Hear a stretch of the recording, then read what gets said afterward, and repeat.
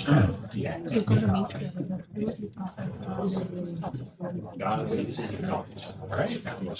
get started. So hi, everyone. Welcome. Thanks for coming to FoodTech Insights. I'm Steve Simitzis, founder of Replicator VC. We're a new early stage venture fund focused on food tech to make a more sustainable and resilient food system. So this is the first in a new series I'm hosting here at 9-0 called FoodTech Insights.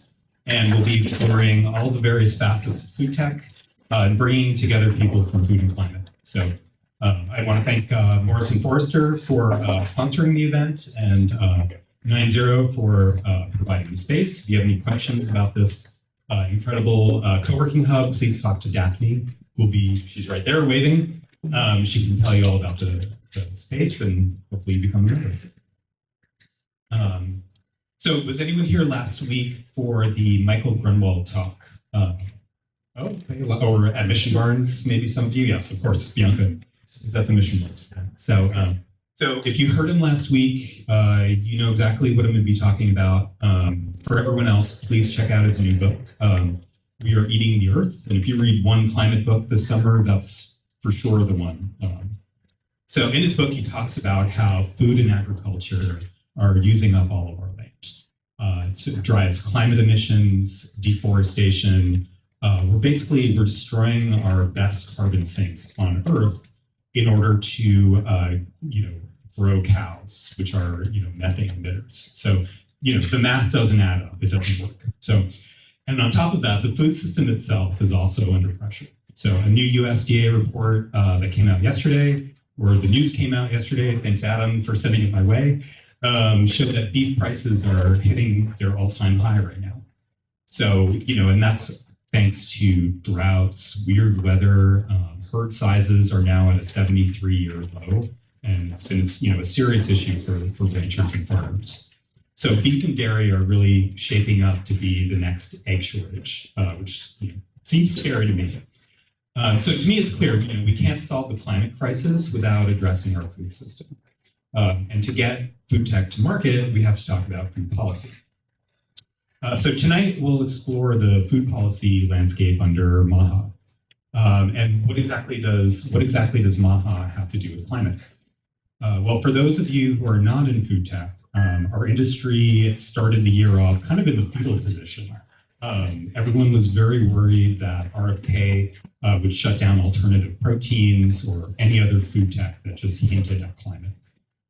In the reality, the situation has been much more nuanced. So while it hasn't been all sunshine and roses, there's been a lot of really positive and good policy movement from USDA, FDA, and even the military, who has longstanding support for biomanufacturing and food. So just this year, we've already had 2 historic FDA approvals for cultivated meat, what we used to call lab-grown meat, with many more in the pipeline. One of them is here tonight. I'm honored to have Bianca Lay from Mission Barns, and they're a trailblazer in the cultivated space. And another area with real momentum is colorants. So toxic food dyes are clearly on the way out, and every big food producer is already starting to reformulate. There's like a new news story pretty much every day. So Michroma is a hot startup in the next-gen colorant space, producing non-toxic food dyes with precision fermentation. And for those who are not familiar, that's another climate-friendly food technology. So I'm excited to have their founder, Ricky Cassini, here to talk about that as well. First, I want to introduce our first guest, Brian Sylvester. So Brian is a partner at the law firm Morrison Foerster, heading up their regulatory work between food tech startups and federal agencies like FDA and USDA. He's also one of the top experts on food policy in the US, and he's here tonight from DC, and we're really fortunate to have him.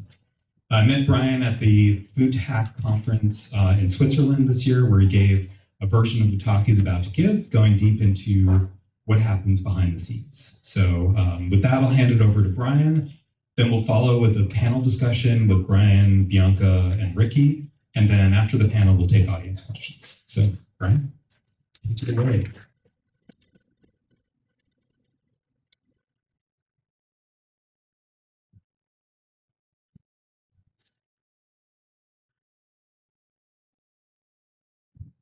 All right, hi everyone. Thanks for having me. I'm excited to dive into some of the issues affecting the food tech space and then the food industry more generally.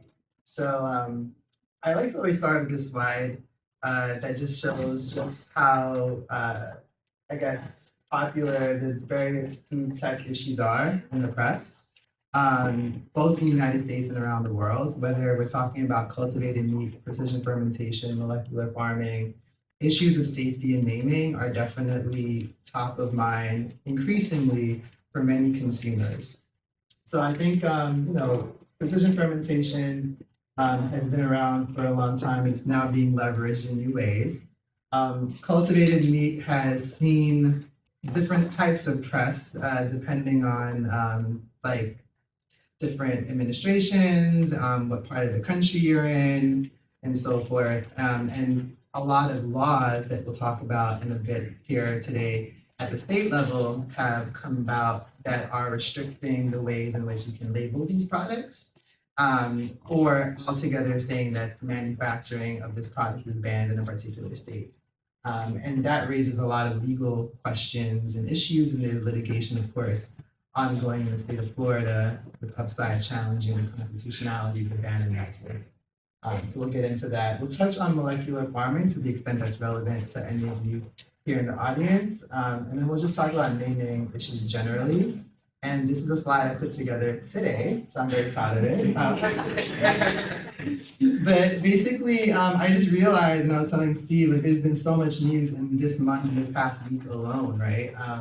Even today, something that did not make it onto the slide here is that the FDA, USDA, and HHS are requesting information. It's an RFI, request for information, to define the term ultra processed food. So that is a really big deal because that has implications for a whole host of food products. Because if you just think about how many different ingredients are in the everyday foods that we consume, based on some of the definitions that are floating around out there, most foods would be considered ultra processed. And it also raises questions for, would it capture certain ingredients that are made through some of the technologies that we're talking about today, precision fermentation, molecular farming, and other. Like, what exactly does ultra processed food mean? So it's going to be a really important opportunity to weigh into that conversation. I know that the trade associations that represent the food industry are definitely going to be part of that conversation. We anticipated this type of request for information coming up. In the meantime, the states, as I have here, have been targeting various color additives and other substances used in food. West Virginia was in the news a couple months ago, banning 7 different what they call artificial food dyes. You've had the Texas governor signing into law a new warning label requirement for a number of different substances that are commonly used in food. Louisiana passed a version of that law as well. And then on Capitol Hill, we have some bills that have been introduced that some of which have bipartisan support or they just have Democratic support. And in the past, when versions of those bills have been proposed, they have not had the traction that they might get now, given the MAHA climate. So MAHA just stands for Make America Healthy, and I think everyone knows that. And it's not really anything official. It just represents like a movement to have cleaner, less chemically sounding chemical substances in our food supply, basically, right? And so there's a big emphasis on public schools and like the meals that are served and like getting rid of certain like processed foods and ingredients. So that tends to be a starting point for a lot of the laws at the state level. And then they usually give like a window of 3 to 4 years to phase it out of the general food supply. So I really do think that some of the legislative and policy pressures that are targeting these substances, these synthetic additives and so-called ultra-processed foods can very well create an opportunity for food tech innovators. A lot of consumers are increasingly skeptical of health-related marketing claims because they may not necessarily trust what is being said about the food, especially if they flip it over and they see scary-sounding ingredients. So essentially, like there is a certain degree of skepticism and scrutiny that consumers are casting on products. And that's why MAHA has really gained such traction, essentially on a bipartisan basis, when you really look at it. California itself, right, in 2023 passed the California Food Safety Act that removed a couple of the substances of concern in other of these states that are now MAHA aligned from this food supply. So you could really view California as the trendsetter, and California is super strict. I mean, you have Prop 65 and a whole host of other restrictions on what can be used in food. And if it is being used in food, having certain declarations made so the consumer is aware whether it's at the point of purchase or something on the label itself. So some of the recent developments are recapped on this slide. It's a little bit text heavy, but I think all very important. Just last week, the FDA approved Gardenia Blue as a color additive, and this followed FDA's approval of 3 other colors from natural sources. So this is a natural color, and there's a lot of momentum for natural colors at FDA under the current administration. The Gardenia Blue color additive petition actually was filed in 2021, and these do usually take several years, and I believe it was fast-tracked because of the initiative at FDA to remove some of the what they're calling synthetic color additives. FDA also sent a letter to industry encouraging the phase out of red number 3 sooner than the planned January 2027 deadline required in a rule that was passed by FDA earlier this year. They are working with industry on a voluntary phase out of other synthetic color additives. And they've been in the news recently talking about some wins they've had. I believe Consumer Brands Association, which is a major trade association for the food industry, has made a statement that they will be working with the member companies, which are major players in the food industry, to remove voluntarily a number of additives. So it is harder for FDA to actually do rulemaking to deauthorize a number of authorized color additives, and so getting voluntary compliance is a big win for the agency.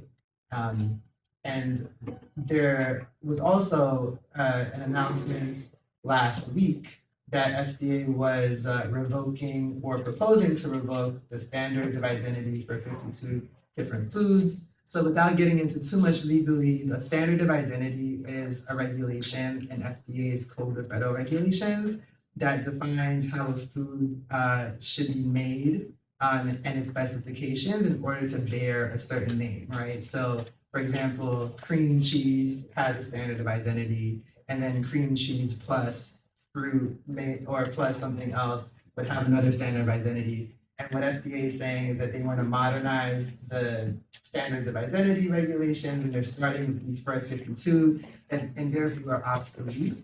And so they are allowing essentially more flexibility. You can read it like that, because instead of having like several different cream cheese and cream cheese versions of like a definition, they're just going to say cream cheese.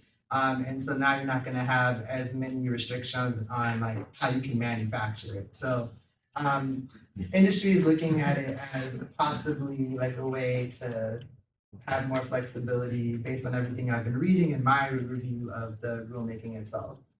So there were 4 different rules that were published, all combining to revoke 52 different standards of identity. And we can probably look forward to seeing more of that. I think it raises an interesting question regarding how they would approach the naming of like cultivated meat products. Since they're revoking a bunch of these, right? Does it mean that like now we can say that, okay, great, the existing standard of identity for chicken breast is going to apply to like cultivated chicken breast? Maybe not, but logically it would, based on like the reasoning that they advanced when they said they were revoking those 52 outdated standards of identity.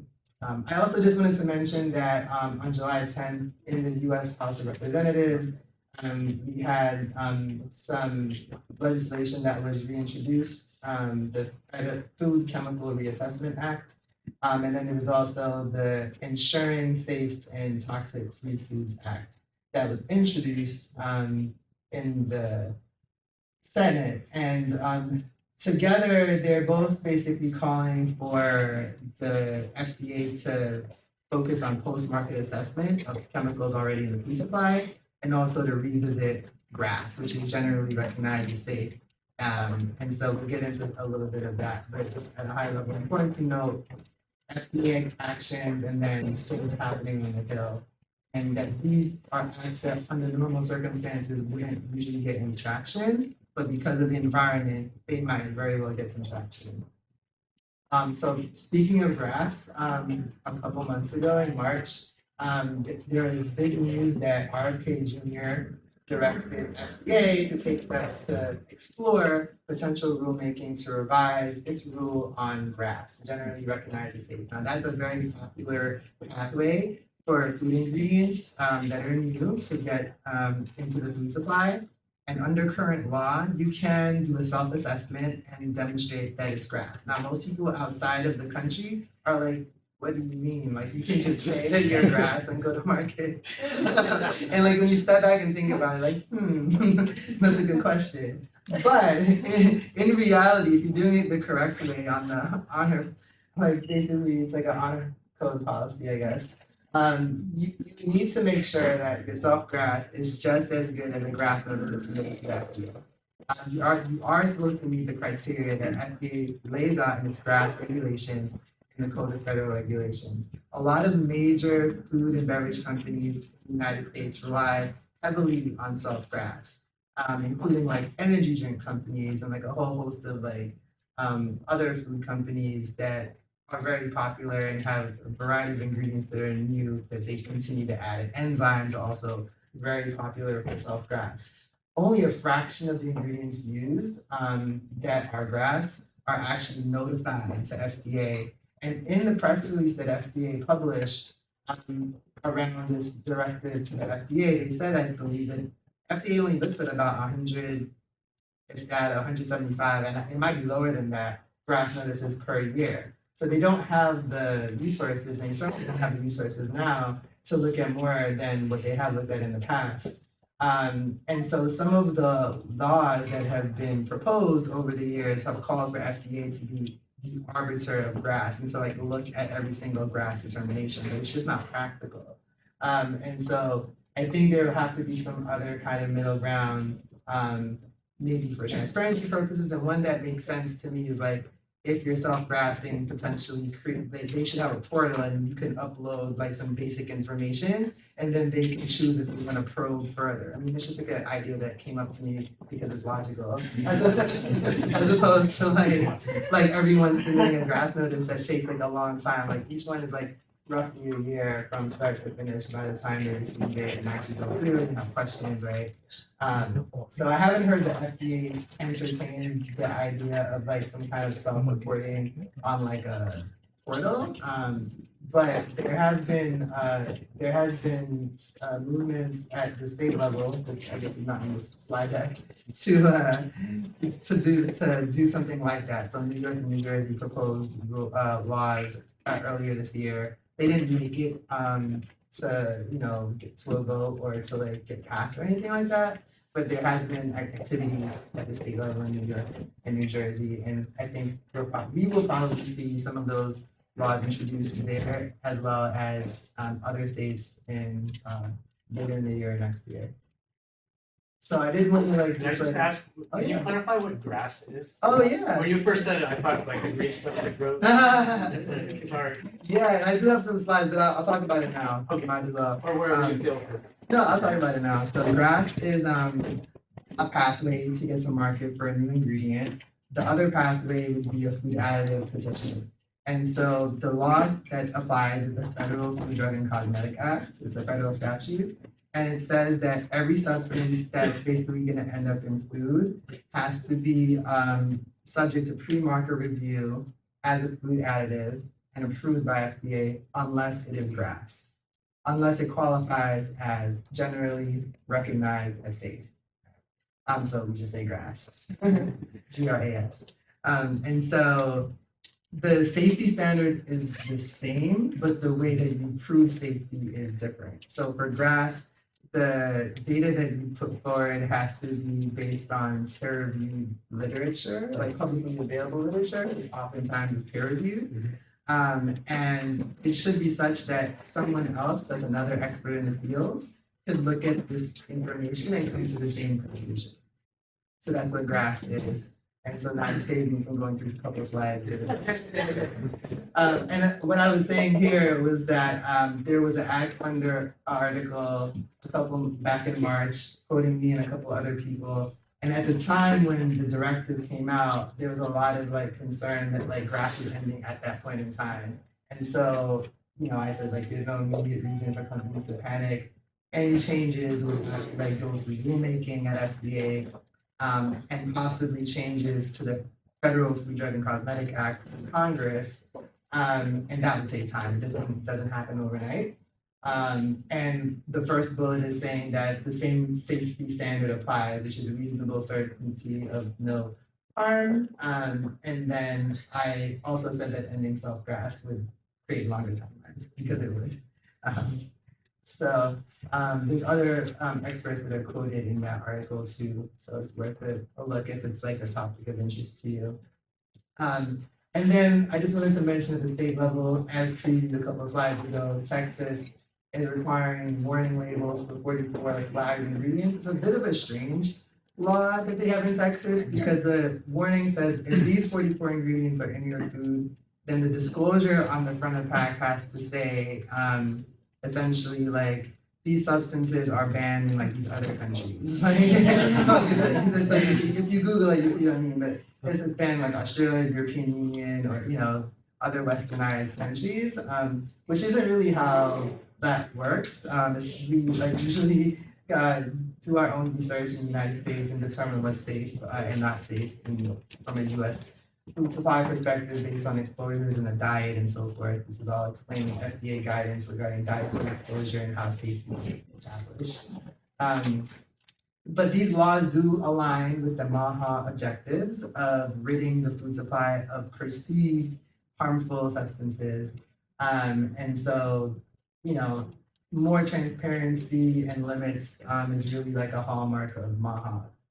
Generally, here's that slide regarding New York and New Jersey that I mentioned, that they were requiring manufacturers, based on the way the law was drafted, to make public disclosures and relying on a self-GRASS determination. So the food or beverage contains an ingredient that is a subject of self-GRASS. They wanted those companies to like make a declaration to the state. That did not succeed, at least not in the past legislative sessions in those states. So I mean, I think like looking ahead at the opportunities, we want to look at precision fermentation, molecular farming, cultivated meat as a public health ally if we're trying to position it from like a MAHA perspective to be successful in this policy environment in Washington. We understand that these technologies are operating within maturing regulatory frameworks. There are existing laws that apply, but the way that the agencies are applying them continues to mature. For example, for cultivated meat, there's no written guidance. And so it's like an evolving sort of space. There is a framework in place, but it's being refined as we go along, it feels like. And so now we're just gonna like, just to kind of give some nuts and bolts of like how the regulation works. I'll into this for a little bit. I'm not going to belabor it too much because I think we want to kind of get back into the policy. But when we're talking about food regulation in the United States, these are the regulators that are top of mind. FDA is a primary regulator, but we also have USDA that covers meat and poultry products and certain types of egg products. And then the EPA comes into play when an ingredient or a substance has pesticidal qualities. And so the key law for EPA is the Federal Insecticide, Fungicide, and Rodenticide Act, or FIFRA for short. FTC is important because the FTC regulates advertising. And oftentimes the FDA and the FTC will work together to police claims that are being made. So if you're a product that is promoting wellness, but you're crossing the line and maybe getting into drug territory, then you might hear from the FDA via a warning letter or the FTC or both at the same time. So that can be scary. FTC also polices made in USA claims, so maybe not as totally relevant here, but they were in the news recently because they sent letters to Amazon and Walmart, telling them that they saw that they had products on their platforms that said they were made in USA that were not made in USA. So they will send letters and warning to give companies opportunities to comply. During the COVID-19 pandemic, there was a lot of joint efforts by the FDA and FTC. And so it's like a common thread, regardless of what administration is in Washington, that they have like some kind of baseline like oversight to try to protect the public, including the public health, from false and misleading claims. All right, so sticking with FDA, and this is really just like building on what we were talking about. When we're looking at a new ingredient, we think about pre-market review, and we think about which is the pathway that's going to be most efficient, and that our ingredient qualifies for. And that's when we think about food additive petition versus GRAS. And so to unpack the food additive petition a little bit, food additive petitions do take several years commonly. And it requires rulemaking that has to get published in a public-facing document or a public-facing online portal called the Federal Register. And so you have to also provide safety data, toxicological data, allergenicity data, and all of that. But unlike GRAS, you can rely on some level of information that is not necessarily publicly available. So there's a different way to frame your food additive petition. Your food additive petition ultimately ends up turning into a regulation that goes into the Code of Federal Regulations. Whereas a GRAS notice does not. A GRAS notice just, you get a no questions letter at the very end of that process. And so it's not really an approval, it's a no questions letter, but that's like the best you're gonna get from that process. So diving into GRAS, I think I'll just skip over to that. And we can come back to these. So it's an additional step that a company can take to voluntarily notify the FDA that it believes its ingredient is GRAS. That's the current law, and that's what many MAHA proponents feel is a loophole that allows companies to just go to market without having to actually get FDA's buy-in and review that the ingredient is actually safe. So the company will prepare its GRAS notice. The FDA has 180 days from the time the file is received, but in reality, it takes about a year from start to finish. And as I mentioned, publicly available information, very important to establish GRAS status. Does not require public rulemaking like the food additive petition process does. And you have opportunities to meet with the FDA for a pre-submission meeting before going ahead with your filing. And so that's really important. I always recommend to clients that I work with when I'm working with them directly or like through their consultants that it makes a lot of sense, especially if it's a novel way of producing an ingredient, to talk to the FDA, because as many questions that you may have considered and answered in the process, there may be questions that FDA has top of mind that did not come up, and it could be, it could end up in you having to withdraw the GRAS notice when you actually file it. And that becomes a matter that's noted publicly on the GRAS inventory, so no one really wants to end up in that predicament. And like I said, the goal is to get a no questions letter, but you could get a letter that says you asked us to withdraw it because FDA told us to withdraw it. So always something that you want to try to avoid if possible. Examples that you may be aware of, Perfect, of course, and Remilk both make beta-lactoglobulin. I worked with Remilk on their GRAS notice, and so that one, they got their no question letter in February of 2023. Same ingredient produced with different production organisms. And so here we just kind of like recap the basis for Remilk's GRAS notice, talked about how it's manufactured, the fact that it doesn't have any contaminants at excess limits.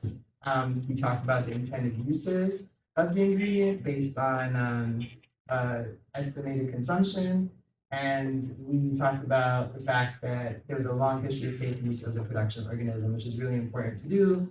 And the fact that like the milk protein itself has been used for a long period of time. in human food. And then in terms of labeling and nomenclature, there's no specific labeling for or labeling requirements that apply. So we just look to like the broader kind of like truthful, not misleading labeling. There are a couple precision fermentation companies using animal-free dairy or non-animal whey. And then different companies will have like unique names for their proteins that are recapped here. And I had a virtual presentation that I co-presented with GFI, so I'll just borrow this slide from that presentation. So thank you, GFI. And then GFI, as you know, does a lot of tracking of state labeling laws and litigation. And so Arkansas, Louisiana, Missouri, Texas, all in the mix when it comes to what we call labor censorship. And so they're just like limiting the words that you can use that consumers would actually understand to describe the product. And so that raises First Amendment questions. And so the laws have been challenged. In some cases, they've been revised to allow for the use of appropriate qualifiers to describe the products. But just worth noting that this doesn't seem like it's going to die down anytime soon. And in some cases, some MAHA proponents may feel like the labeling approaches by the states are actually like valid. From a plant-based labeling perspective, which broadly applies here to precision fermentation ingredients and then just like plant-based foods generally, FDA did publish draft guidance back in 2023. Draft guidance is not binding, and it's also a draft form, so it's not binding at all. They published it to get input from industry on what industry thought about the suggestions. They basically said, please use a modifier, let us know the plant source. So for milk, you say almond milk or soy milk, coconut milk. And the controversial aspect was that they asked for companies to include a nutritional statement on the front of pack, comparing the levels of 9 specific nutrients to those in a USDA food milk substitute standard. So I know that GFI took issue with that, and so some others did as well. In addition to that draft guidance, other labeling developments of note would be the Dairy Pride Act at the federal level. So that hasn't gone forward at all, but it's something that keeps surfacing on Capitol Hill. And then the FDA draft guidance that got published on labeling of plant-based alternatives to animal-derived foods, which is different from the plant-based milk draft guidance came out. Those 2 draft guidances came out in the prior administration, the Biden administration. So I'm not sure that the current FDA is going to move ahead with like a final version of the guidances, or if they're going to just like pull them all together, but they're still out there on the FDA website. And they provide some good guideposts in the meantime for basically how to think about labeling ingredients that are novel and trying to be as truthful and not misleading as possible. So for cultivated meat, we'll briefly touch on this. I think most of us know there's a formal agreement that has been in place since 2019. It's pretty high level, but it basically says that FDA will oversee safety through the time of harvest, and if you are making meat or poultry products, then USDA steps in at the point of harvest, post-harvest inspection and product labeling oversight at USDA. And so the 2 agencies have outlined how they're working together. This just kind of recaps also like what agency is handling what. And so if you're doing cultivated seafood, you're totally FDA. But if you're doing cultivated meat and poultry, then you're FDA and USDA for post-harvest and then for labeling purposes. And then if you're USDA, then you're going to have an inspector pop in from time to time. This is the most recent version of the online FDA repository for cell culture consultations. And so anything that's publicly available in terms of the submissions from Mission Barns, Wild Type, Upside, and Good Meat are available online. And recent regulatory updates, just recapped here what I just said, and then there's a couple of directives from USDA that are relevant to companies in the space. And there are laws similar to the ones that are affecting plant-based foods, right?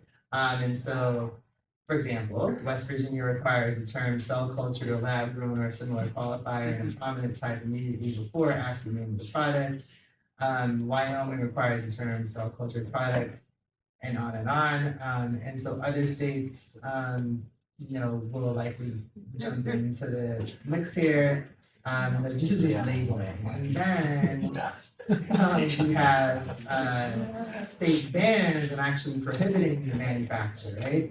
Alabama, Florida, Mississippi, Montana, Nebraska, and then there's moratoria as well in Texas and in Indiana. So this list has like expanded in recent time, and so we're looking at it closely, but we're also looking to see how the challenge by upside plays out in the state of Florida. So looking ahead, I think at the federal and state level, more to come. Definitely a lot of political interest in this space, especially for consumer-facing like meat, poultry products that are cultivated, made through cell culture technology. Litigation will continue, so both especially with regard to like challenges to laws that are presumably unconstitutional. And then a lot of state laws will continue most likely on the labeling front in particular, and then probably more with regard to banning manufacture. And then molecular farming, just wanted to touch on it. This is like, the method of producing, for example, animal proteins in a plant. And there's processes and analyses that need to be done with FDA, EPA, and USDA. There's a coordinated framework for the regulation of biotechnology that involves these three agencies. I think the important point here is that FDA has issued a letter to developers back in 2023 who intend to transfer genes for proteins that are food allergens into GE crops, so like a nut protein and soybean. And I just wanted to make sure that that developers understand the risks and are developing risk management plans, including crop segregation, equipment cleaning, and other product stewardship practices.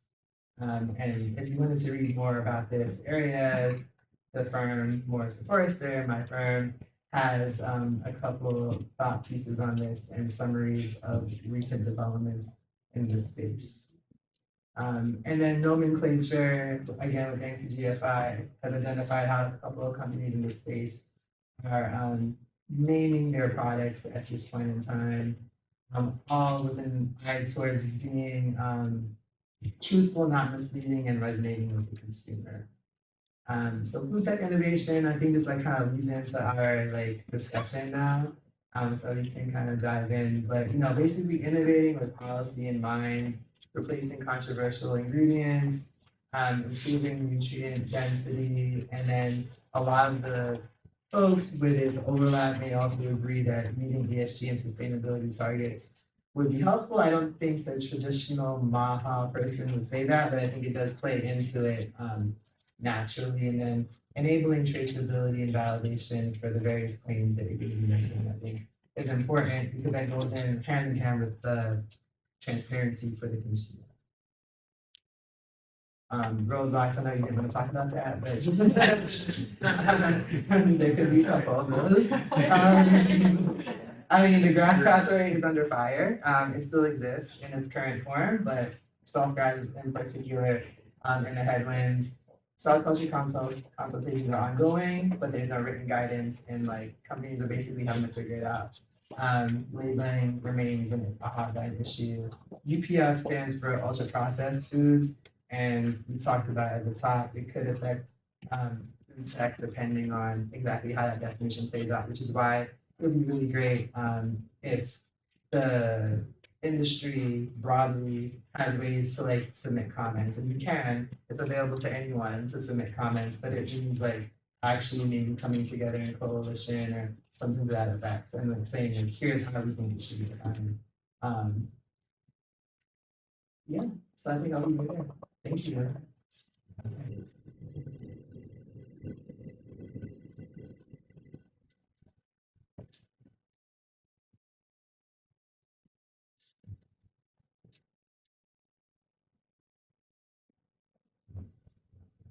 Thanks so much, Brian. That was awesome. So we'll have a panel discussion, and then we'll take some questions from the audience. But first, let's start with intros. We've already heard from Brian, so you don't need to read. Hi everyone, my name is Bianca. I'm head of special projects at Mission Barns, and does anyone know what cultivated meat is? I know Brian spoke a lot about it, but does anyone not know what cultivated meat is? Okay, great. So Mission Barns essentially focuses on producing fat. A lot of companies focus. Sorry. That's a 3-second. Hello? Yeah. Great. So Mission Barns focuses on producing fat, and the reason why we're doing that is because fat is flavour, and the cultivated meat technology is still relatively new, and we really want to reach consumers as soon as possible. And in order to reach more consumers and use this technology that's still quite immature, we decided very early on that consumers care about taste. They really choose their foods not based on sustainability. They really care about taste and price. And so by just growing the delicious part of meat, that is fat, and then combining it with majority plant proteins, we're able to produce products that are both delicious and can reach price parity to conventional meat. So Mission Barns focuses on pork products. You saw that we received FDA approval, which was very exciting earlier this year. I actually wish this event was tomorrow night, because tomorrow morning we'll be breaking some news, and I can't say what that is, but it rhymes with USDA approval.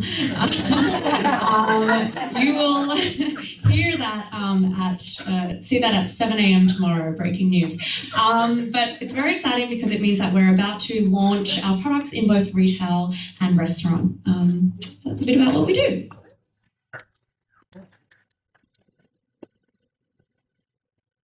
Hey everyone. 2 seconds, right? 3 seconds. Hi. 3 seconds. Hi everyone. My name is Ricky. I'm the CEO and co-founder of Michroma. And basically, what we are doing is producing food dyes from fungi. So we are replacing red 40, yellow number 5, different. We can hear you. Maybe you can figure it out. We are replacing red. It's me. So we are producing food dyes from fungi. We are replacing red 40, yellow number 5 with novel, natural food dyes. So our dyes are more pH, thermal stable, and they are produced by precision fermentation and filamentous fungi. So right now it's very exciting for us because FDA is not only phasing out synthetic dyes, but also accelerating the approval of new dyes. And that's where we come in. We want to provide more options for the consumer so they can choose whatever they want to choose, and more alternatives for the industry to replace these dyes that have been linked to some health concerns. So yeah, that's me. Great. So I guess we'll abandon the mics, right?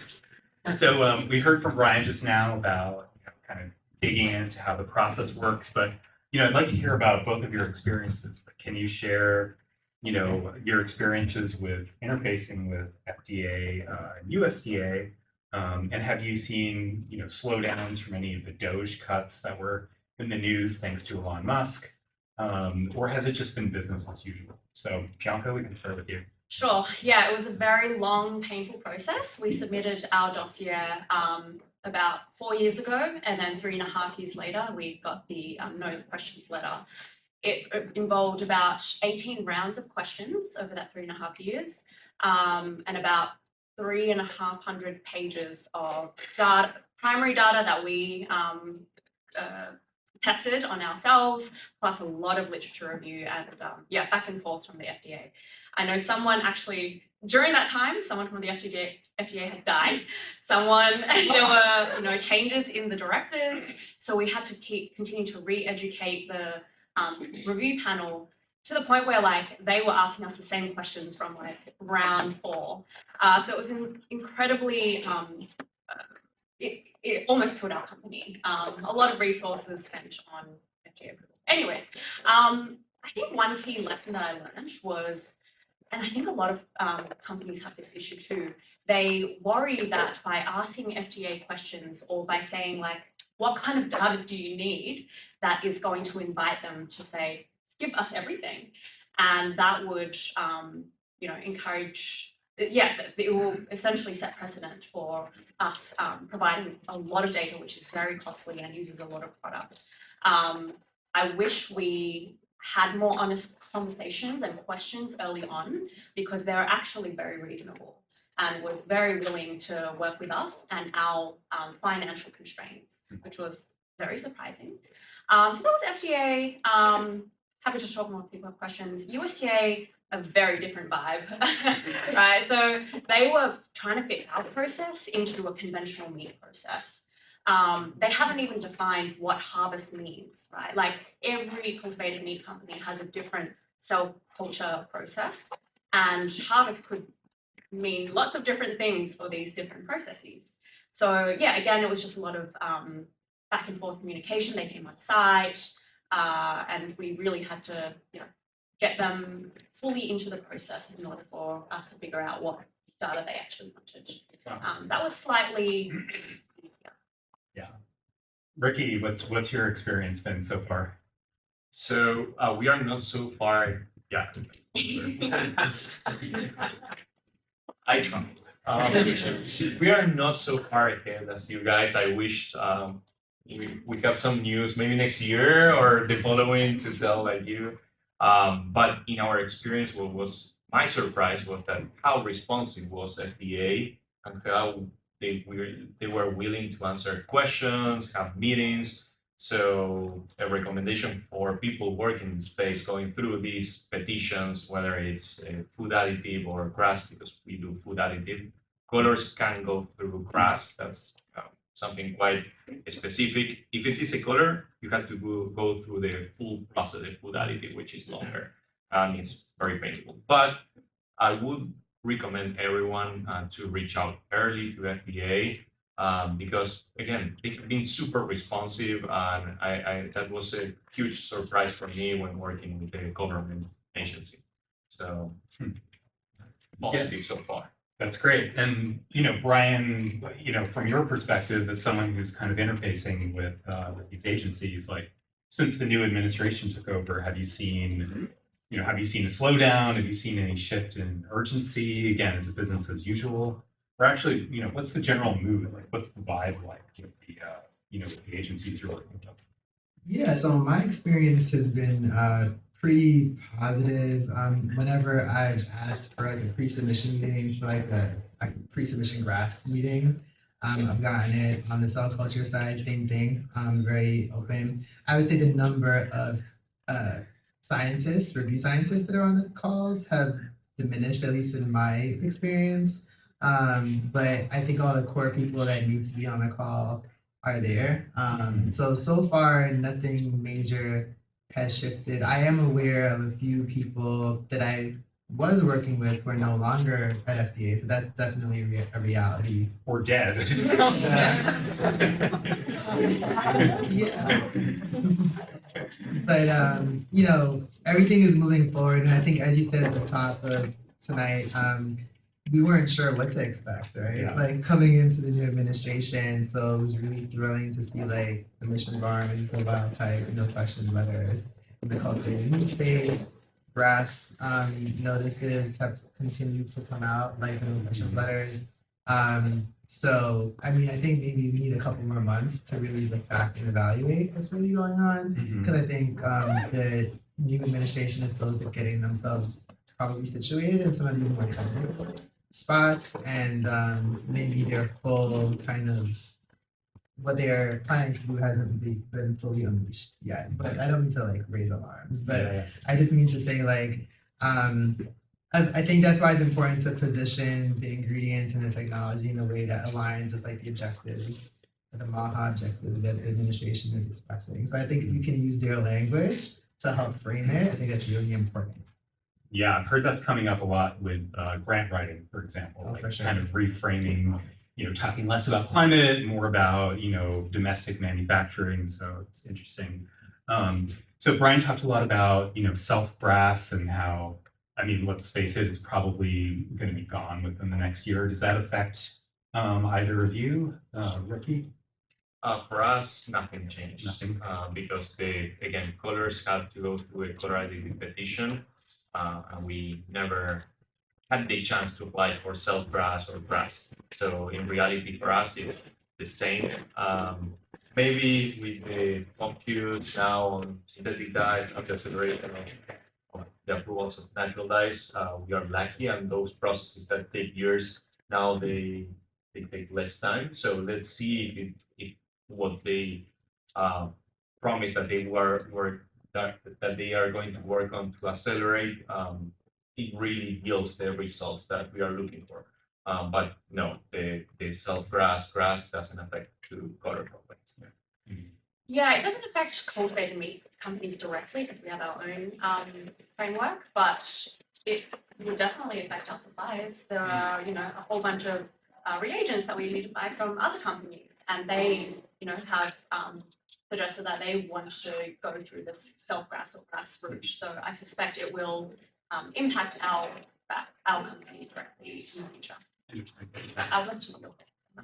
Yeah, so I don't think soft grass is going to go away, mostly because major food and beverage companies rely on it. So there's going to have to be a middle ground. So also, we shouldn't forget that the FDA can be sued by industry if the industry does not like a rule. So like if the FDA. Yeah, so absolutely. So I do think I do know that FDA is in the process of drafting a rule that is supposed to eliminate self-grass. Like that's something that has been discussed because I know people at the FDA, but whether or not they're able to actually get that out, remains to be seen. And even if they do publish a proposed rule along these lines, does it have a sound legal basis? It's hard to see how they could articulate the legal basis for that.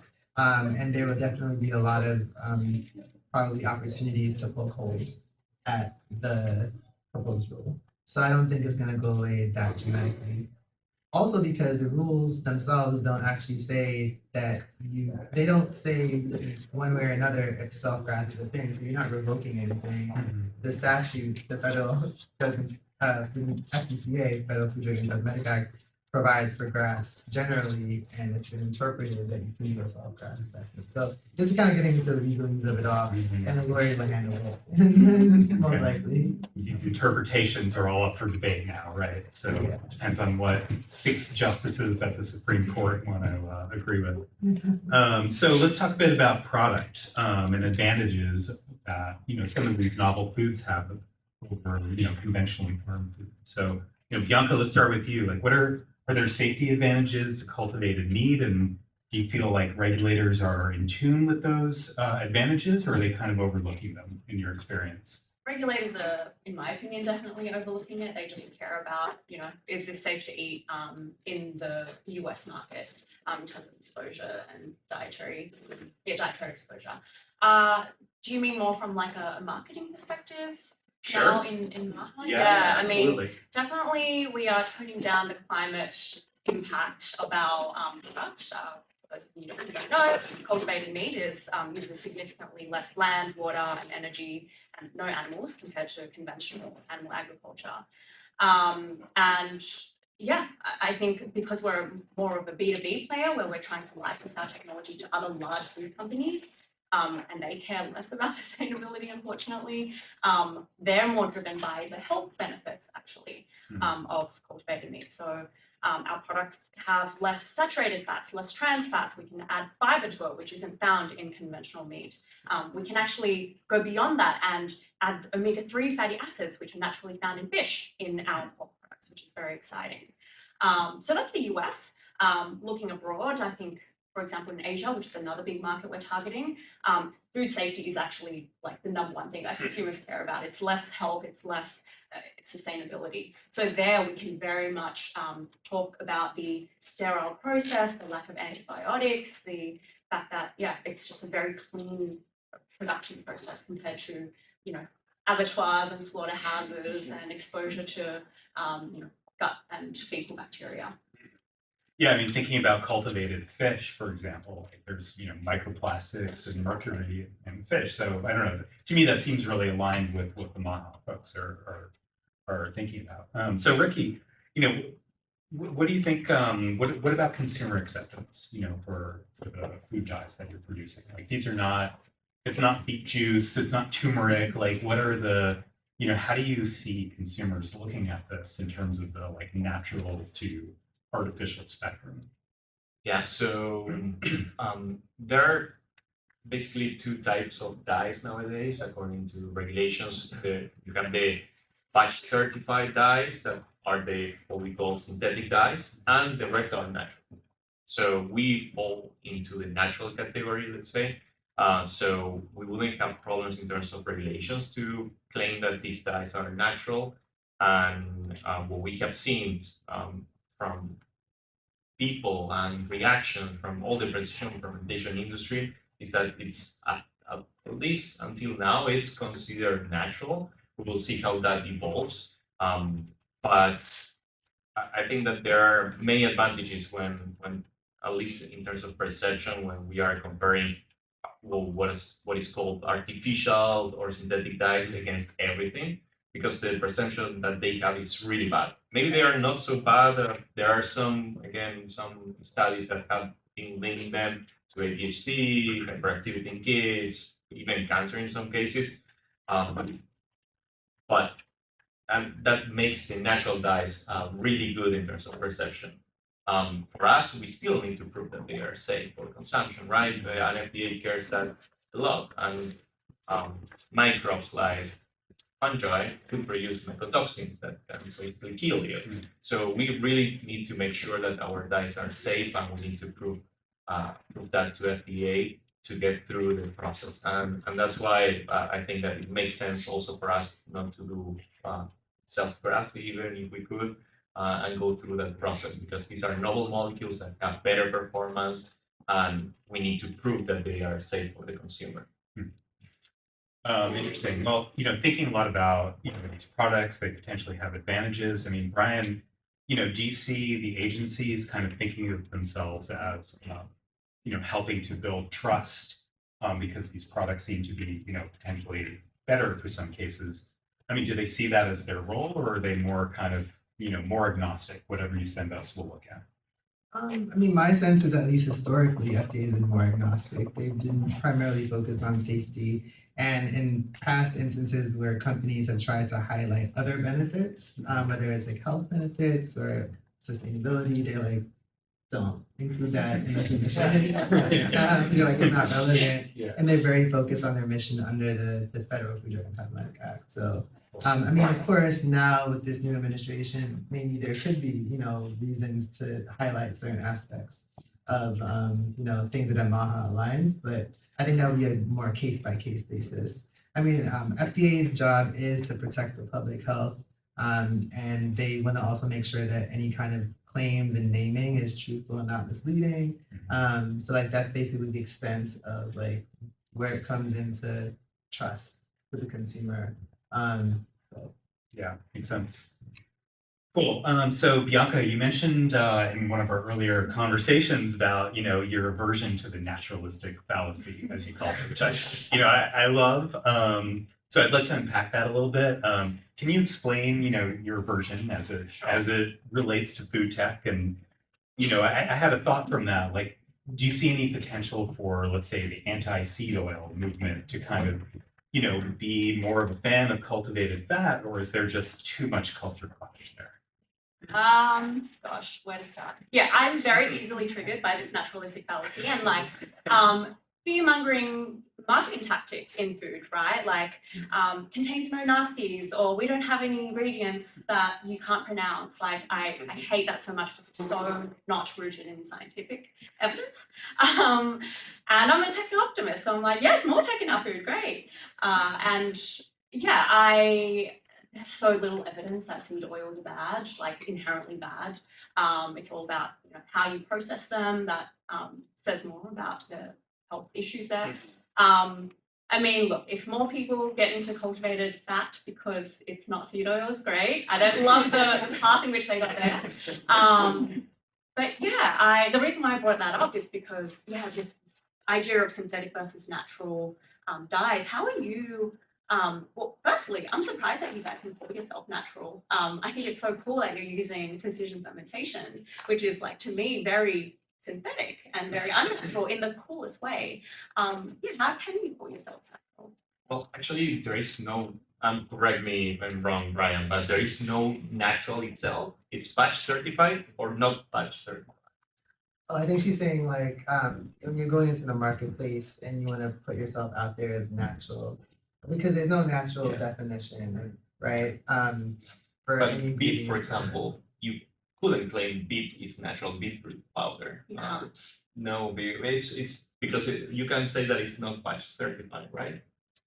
Yeah, I so Yeah, I'm not the expert, but that's what I understand. yeah, I see where you're coming from. So I think there's like a separate sort of like basically like when you see something is called natural, forgetting that it's a color, Yeah. and forgetting the certified versus not certified. If you want to just position your ingredient as natural, like I know it's a Yeah. colorant, but like there's been a lot of litigation like out there because there is no FDA definition of natural. So I think Bianca is saying, well, have you determined that you could qualify as natural and not get sued, basically? According to our conversations with them, fine. That's what I can say. But yeah, I mean, I think it's one of those questions that like a company basically considers as it goes along. So you might be saying natural now, but like Yeah. in any kind of labeling later, like that actually goes on to like the ingredient list of a food, so it's just going to be added. Would you call it a natural color or not? So Yeah. I mean, I think It's kind of philosophical too, like what is natural? What's yeah, not? exactly. I know. Because even True. FDA has no definition. They tried to define it over a couple of decades, and the industry hasn't been able to settle on like a specific term definition that works for it. Okay, so we've got natural and artificial. You talked about UPFs, ultra processed foods. So how do you see both of your products kind of fitting into this debate? I hate ultra processed foods as well. It's so cool to hear that they're actually going to define that. Yeah. Because again, it's about the level of industrial processing that happens to that food. Has nothing to do with the nutritional content in that food, right? So you can have really unprocessed foods that are bad for you, and then processed foods that are good for you.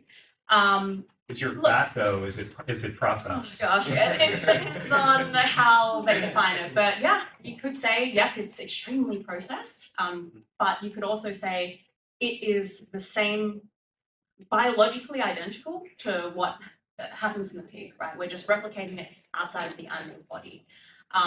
So yeah, this definition of like, is it natural, is it artificial, really irks me. But Yeah. And how about you? Are you making UPFs or? So what we are doing is also producing a natural molecule, but in a different way. And I was thinking, in order to produce carmine, that is one of the colors that we nowadays use on cosmetics and food products, it comes from an insect. Basically, you grow that insect on a cactus plant, then extract only the female insect, then you process it, you use aluminum, and then it's like maybe 20 different steps to have the color. So is that color processed or is it natural? I don't know. So I think it's a great question, and I don't know if they will be able to define it because they couldn't define natural. So Right. Will It'll they be be very able? interesting to see. And again, it's another area where FDA could be sued. Like if they decide to go ahead with the definition that's not backed, like based on science, right? Which they could potentially do. All right. They can collect all the great comments, but then not necessarily advance a final rule that actually aligns. But there's a lengthy process. First is the RFI to collect all information. Then they have to analyze it with the correct subject matter experts at FDA.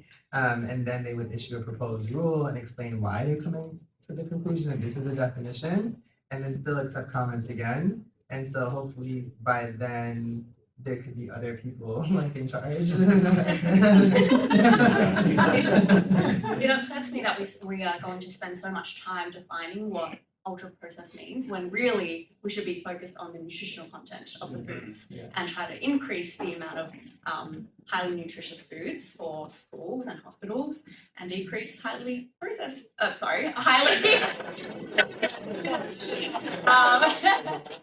nutrition. It got in your head. Oh my God.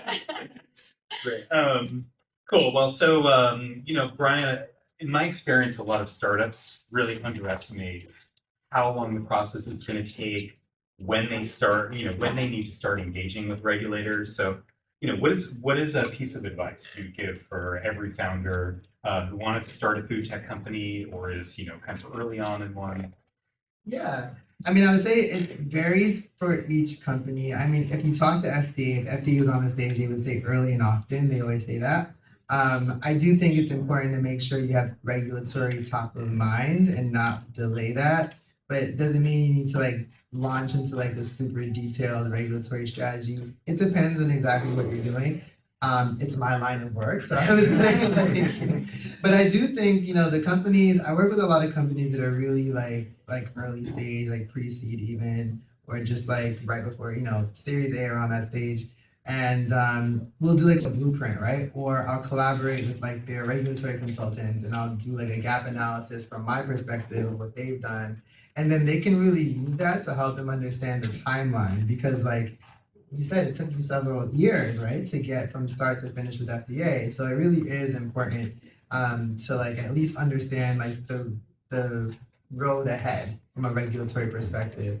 And then whether or not you're actually knee deep in regulatory things on a day-to-day basis, it's probably unlikely. I think you just have it your blueprint and your roadmap, and then you go to do your R&D, you refine your process, and then ultimately you can start executing on it.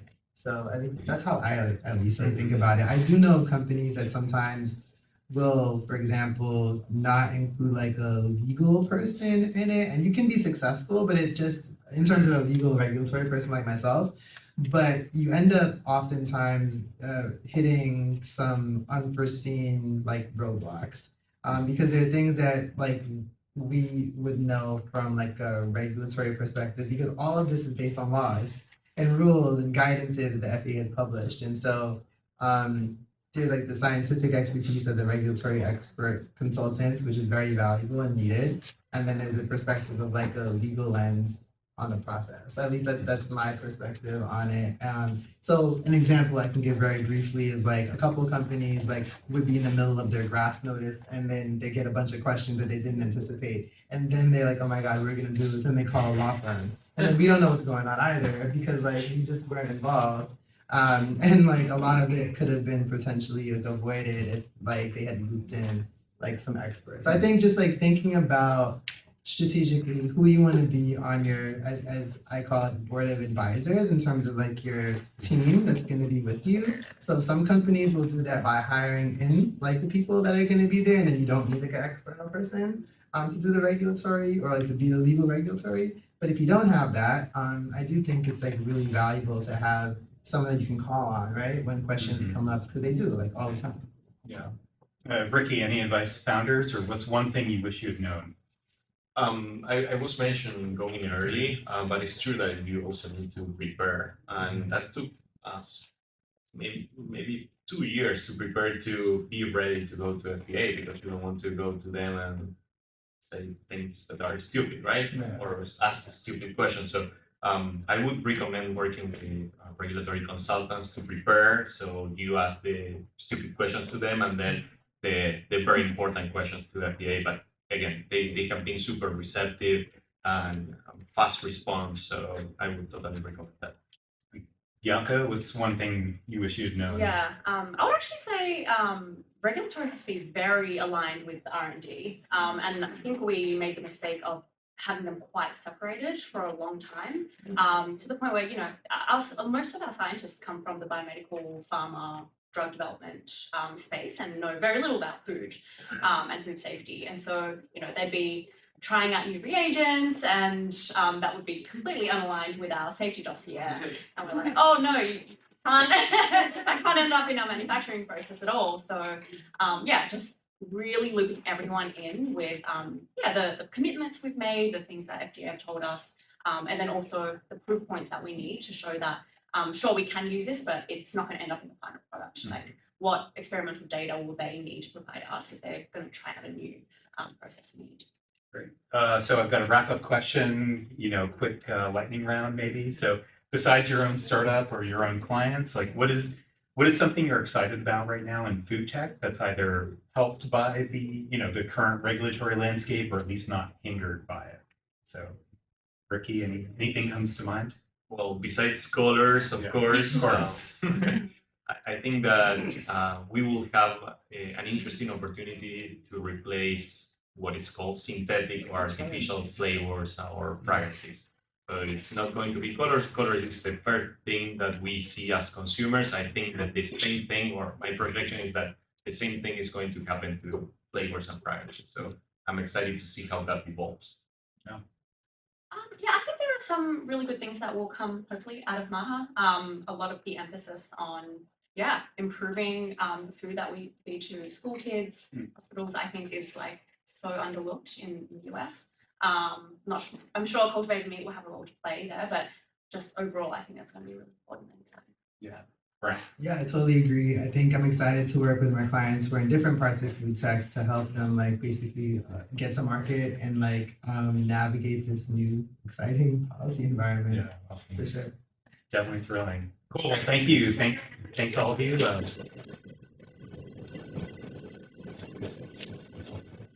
So we can take some questions from the audience. Thoughts? Yeah, so given the MAHA movement, how do you view the labeling aspect of it? We haven't really talked about that. Is that going to be changing? As you all know, the USDA has recommended daily values around protein. That's changing, or fiber. And then with particularly cultivated meats, will you have to put like a listing label on there, and how will you deal with that? I mean, it's still evolving, and I'm curious to get each of your inputs on the labeling piece of it. Yeah, well, of course, we touched on labeling a little bit in the presentation. In terms of warning requirements for cultivated meat, that's not something we've seen specifically, but we've seen limitations on the types of words you can use. So maybe don't put that one into the universe. but it's true. I mean, we have to be ready basically for any kind of outcome in terms of disclosures that certain states may require. I think we're still a little bit away from seeing these products at retail in at scale, right? And I think there's some time to really consider an approach to labeling there. In the meantime, I believe companies are going to just, if you're USDA regulated, for example, you have to utilize language that the USDA says you can utilize. And so that affords the companies federal preemption because USDA has something called prior approval authority for labels. So I think in that regard, the labels for cultivated meat and poultry are shielded by that preemption. But if it's a cultivated seafood product, the same level of preemption doesn't apply because the different law applies to it. So it's definitely something that I monitor. Is a good question. Yeah, at the federal level, I'd say cultivated meat isn't spoken about a lot, which is kind of good. We got FDA approval as the first food or drug approved under RFK, which was very scary. We were planning to do a big splash, and we actually had to really minimize the media hype around it because we were like, don't let RFK know, he might revoke our approval. Nothing has happened so far. Of course, these state bans are happening, which is not great, but I think cultivated meat is still such small fish. There are bigger things that they're working on, and hopefully it stays that way. For us, the warning labels are happening on the synthetic side. On the natural side, for us, the rules that are going to apply are the same rules that we had for labeling 4 years ago, 10 years ago, and we will have 5 years from now. So we are not really affected. We are kind of aligned with all this movement by lack, basically. Yeah. Josh. So do you think, and everyone will have a different perspective, and Brian, too, because it's your clientele. Do you think, given it took Mission Barns 4 years to get regulatory, do you think a new novel food company today could get funded without regulatory, or to even exist for 4 years somehow to get regulatory in this climate? Something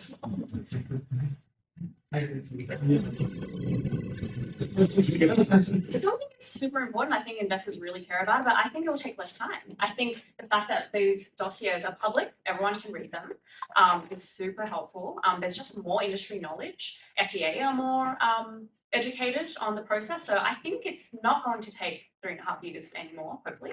But I do still think it's an important milestone that investors and our food partners care about. I mean, is there something to, if Mission Barns gets approval, that kind of helps ease other companies, or is that something you see in practice? I mean, I think really, as you said, like other companies can now look to see how that company, Mission Barns or Wild Type or others, achieved like the no questions letter. Good bedtime reading. It's like 300 pages. But I do think the funding environment will continue to be a bit challenging, right? I think that's for sure. Until, for example, we get some written guidance, right? Because right now there's no clear rules of the road. The only guidance we have are the submissions that are out there so far. And if you read each of them, they prove safety in different ways, right? They get to the same conclusion of safety, and FDA has accepted it, but they're all a little bit different. And so I think one way to inspire confidence with investors is to make sure that, back to my earlier point, you have the right board of advisors, like shepherding the company through, the right people at the company, and the right external people supporting the company. Any other questions? Yes. I guess my question is more for you, Brian. Can you talk about how large food companies are reacting to the MAHA movement? Yeah, so for sure, the Consumer Brands Association represents a lot of the major food and beverage brands in the United States. And they have a couple of press releases on their website, including one from within the past week, where they said that they were working with the government and industry to phase out some of those synthetic color additives that are being targeted by MAHA. So, and I think it was Coca-Cola in the news recently saying that they were going to start using cane sugar, right? So that's another example. So, I mean, I do think that where the major companies can, they are trying to find some middle ground. So they're like, basically, we will do this because it's good for kind of optics of consumers. A lot of people love the MAHA movement for that reason. And I think they're doing it because it's what's important to their profits, basically, right? From a PR perspective. So that's what I would say. But I would say also that there have been some difficult discussions behind the scenes, especially with regards to this whole grass thing and elimination and making it more challenging. So even though there's been cooperation now, I don't think that the big food, as they say, is going to just allow a lot of things to just transpire. That would be impractical or inefficient for industry. So I would say stay tuned. And the same thing for ultra processed. They're going to be very much providing a lot of scientific data, information, and explaining how they view this term and how it should be framed. So I think that there's a lot happening behind the scenes, not just with CBA, but with other trade associations. And there's some direct discussions between major companies and government officials too. So Ricky, I mean, these are all your customers they're talking about. What are you seeing? A lot of companies are trying to phase out synthetic dyes, and I think that there are different issues that they will encounter while doing that. Really big companies, really big supermarkets, really big. Everyone is trying to push that at least narrative for now. Let's see if that really happens. A lot of companies have announced that they are going to phase out or even eliminate all synthetic dyes and some kinds of flavorings as well. But they will have limitations in terms of performance in one side, because natural dyes that we have and use nowadays they do have performance issues like pH stability, thermal stability, and basically they fade away when you cook them. Then it's cost. They are much more expensive. So in order to have the same effect as synthetic dyes, sometimes you need to use 50 times the beet to have the same exact result, and without that thermal stability. So the beet also fades away when you cook it. So what I foresee is that everyone transitions to natural dyes. We will have to produce 50 times the beet or radish or carmine. So we will require a lot of land, water, resources, etc., which is not very sustainable or scalable in such a short time frame. That's when I think that fermentation becomes a very interesting opportunity. And that's why I'm excited. I think it's going to be very hard to do the transition without fermentation technology. Yeah. All right. Any other questions? Yes.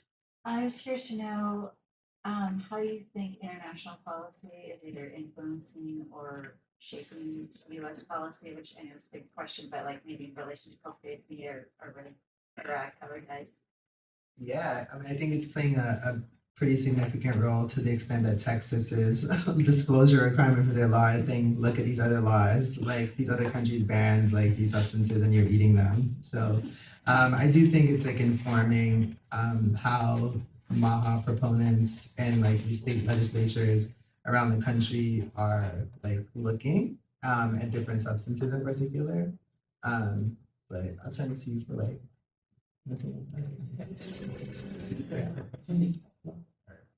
Yes. I'm curious, so it's still not clear to me, is grass, in your opinion, sensical, or is it really a loophole? And if it is sensical, then how, or if it is a loophole, how do we make it more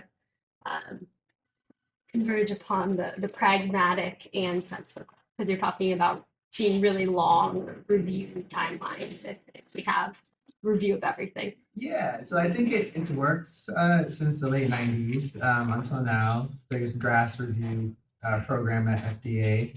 And before that, the GRAS worked in different kind of iterations. It's been on the books since the amendments in 1955 that provided for a GRAS exemption.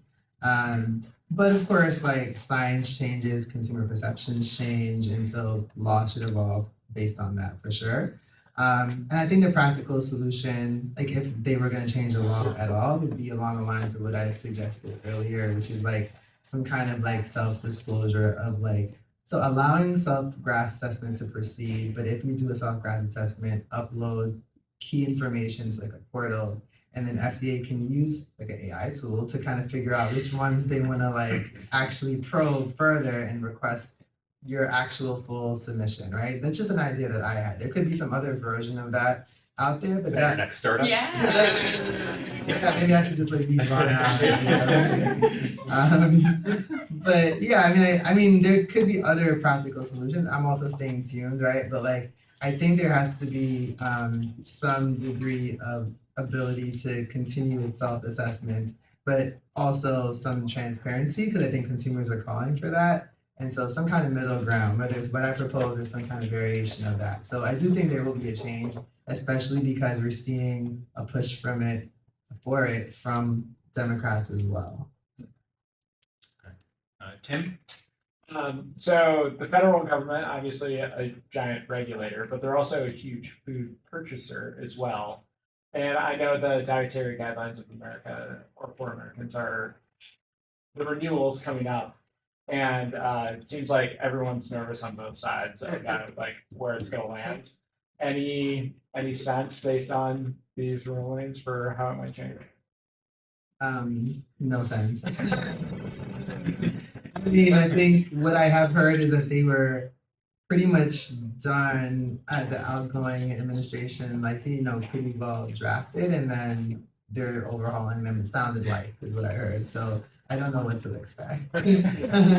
I do know that the trade associations that I've been mentioning have been in discussion with them. And so for that reason, I would hope that they are backed by science and like reasonable. And so if I'm being optimistic, I would say because industry is talking to them closely, and any major changes would be disruptive to like food companies and their businesses. I would think that they would exercise some, they would be science backed, basically, is what I'm saying. So I think we can do one more. Yes. Yeah, just for Brian, it's really interesting that they're kind of going over grass again. I'm wondering if they're looking at supplements and how supplements are regulated, given it's kind of a black hole of non-regulation, Yeah. and whether MAHA has an opinion on this or it's Yeah. come across. It hasn't been highlighted. There might be some articles out there, but it hasn't been like one of the big picture items yet that they've like had a press release about. But I think that dietary supplements have been an area, like we call it the wild left of regulation, not much oversight. And so I haven't heard it come up in the MAHA circles. And it almost sounds like they might be supportive of dietary supplements in lieu of like vaccines or something. That's my personal. But I don't know. That's not something I read anywhere. All right, great. Well, thanks everybody for coming out tonight.